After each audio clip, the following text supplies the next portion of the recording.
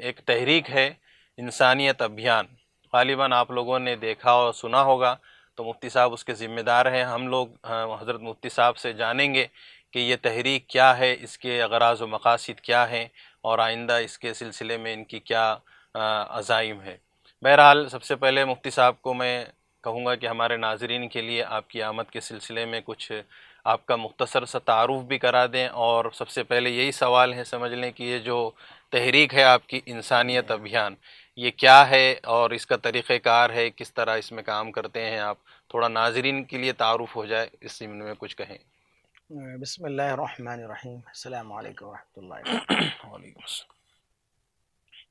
یہ اصل جو تحریک ہے، یہ ملک اور ملت کے جو حالات ہیں اس کے پیش نظر ہم لوگوں نے سن 2010 میں ہندوستان کے اپنے اکابرین کے مشورے سے اس کام کی بنیاد رکھی۔ سن 2010 میں جب ہم لوگوں نے برادران وطن سے ہمارا میل جول ہوا، میرا کاروبار تجارتی سلسلہ ہے، تو اس وقت میں ایسا محسوس ہوا کہ بہت ساری ایسی غلط باتیں، غلط فہمیاں، غلط میسیجز اسلام کے بارے میں ہمارے ہندو بھائیوں تک، نان مسلم بھائیوں تک پہنچائے جا رہے ہیں، جس کی وجہ سے ان کے ذہن میں بہت سارے سوالات، بہت سارے اعتراضات، بڑی غلط فہمیاں اسلام اور مسلمانوں سے متعلق ان کے دل دماغ میں گردش کر رہی ہے۔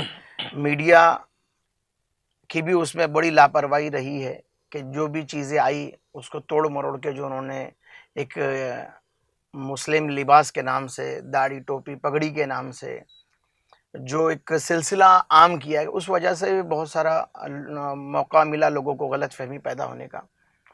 اور ایک ٹیم ہے اب جو یہ چاہتی ہے کہ ملک میں نفرت بنی رہے، ہندو مسلم سکھ عیسائی بودھ جین جاٹ، جتنی بھی الگ چھوٹی بڑی ذاتیں، اس کے اندر نفرت پیدا کرنے کا، ایک وائرس عام کرنے کا ایک لوگوں نے ٹھیکہ لے رکھا ہے۔ ان کو اس میں مزہ آتا ہے، وہ ان کا ایک قسم کا مذہب سمجھ لیجیے، وہ ان کا ایک مشن سمجھ لیجیے۔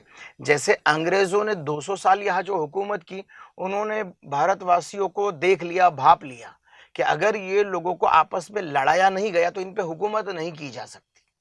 تو وہ لوگوں نے جو 200 سال نکالے، وہ یہاں پر 10 20 25 سال نہیں نکال سکتے تھے۔ اگر ہندوستانی ہم ایک بن کر رہتے، وہ 10 سال بھی حکومت نہیں کر سکتے تھے۔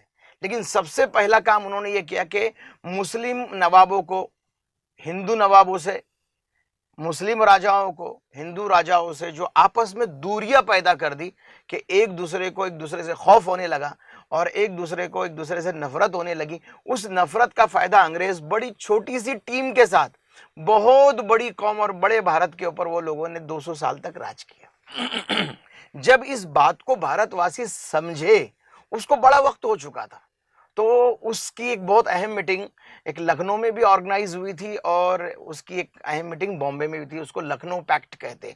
یہ 1916 یعنی بڑی دیر ہو چکی تھی، لیکن لگ بھگ 150 سال کے بعد میں وہ میٹنگ آرگنائز ہو رہی ہے، جبکہ 150 سال تک وہ فتنہ پھیلاتے رہے۔ تو 150 سال کے بعد میں جو لکھنؤ پیکٹ کی مہم ہوئی 1916 میں، ہندو مسلم سکھ عیسائی بودھ جین کے درمیان جتنی بھی چھوٹی بڑی ذاتیں، ان کو بلایا گیا اور ان کے ڈاؤٹس کو کلیئر کیا گیا۔ اور ہم سب بھارتی ہے اور بھارت واسی ہے، اور ہم سب کو مل کر یہ انگریزوں کو، جنہوں نے ہم پر ظلم زیادتیوں کے پہاڑ توڑے اور ہمیں بھارت واسیوں کو آپس میں لڑایا، اس کو ختم کرنے کے لیے ایک بڑا مومنٹ شروع کیا گیا۔ وہ مومنٹ سے یہ فائدہ ہوا کہ ہندو مسلم سکھ عیسائی بودھ جین جاٹ مراٹھا جتنے بھی لوگ تھے جو الگ الگ بٹے ہوئے تھے، وہ اپنے اپنے مذہب میں، اپنی اپنی ذاتوں میں اپنی صلاحیتوں کو ویسٹ کر رہے تھے اور دوسروں کے خلاف میں استعمال کر رہے تھے۔ وہ سب ایک ہو کر انہوں نے جب انگریزوں کے خلاف مورچہ کھولا تو انگریز یہاں سے بھاگے۔